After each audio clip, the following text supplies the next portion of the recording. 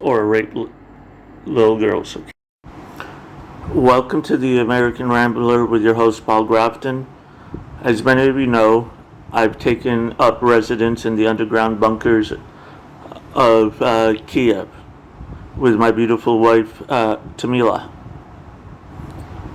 Okay, so we just finished celebrating the American Independence Day, but upcoming is going to be the Ukrainian Independence Day, which is August 25th, celebrating 30 years of freedom from Russia.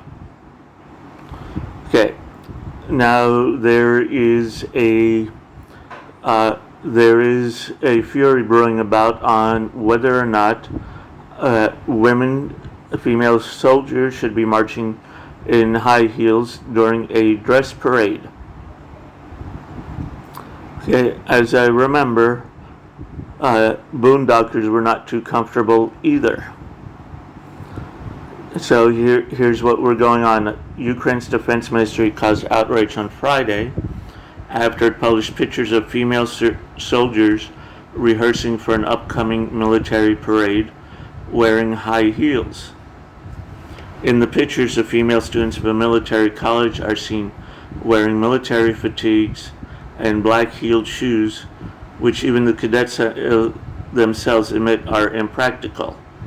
Yes, because there's a slight difference between American soldiers and Ukrainian female soldiers. American Ukrainian is that the female soldiers are required to do the same PTs as the men, regardless of sex, and two,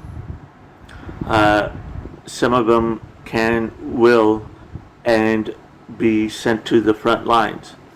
They have 3 female snipers. Their code names are Squirrel, Kid, and Mom.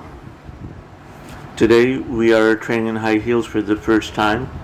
It's a little more difficult than in combat boots, but we are doing our best. Ivana Medved told Armel Inform in the news agency of the ministry. The images sparked anger online in Ukraine progress in the country parliament. Olena Konyak, deputy speaker of the parliament, asked the authorities to apologize publicly for humiliating women who defend the independence of Ukraine with arms in hand.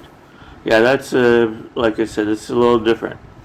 Okay, prior about 5-6 years, maybe 8 years ago, they were only allowed as support services, and they would not be sent to the front lines of Donbass, trying to regain Crimea. Olena Konyak, deputy speaker of parliament, asked the authorities to the march is being held on August 24th to mark 30 years since Ukraine's independence. Over 30,000 women serve in Ukraine's armed forces, including more than 4,100 officers. More than 13,500 Ukrainian women have fought against pro-Russian separatists in the East country since the outbreak of the deadly armed conflict several years ago. Yeah, so 13,000, a little close to about 50% of the female soldiers are actually volunteering to go to the front line. Okay. Earlier this year, a number of Ukrainian female soldiers spoke to journalists about the difficulties of serving. Well, sorry. I don't feel sorry for these soldiers because they are soldiers. It's difficult for the men too. Okay?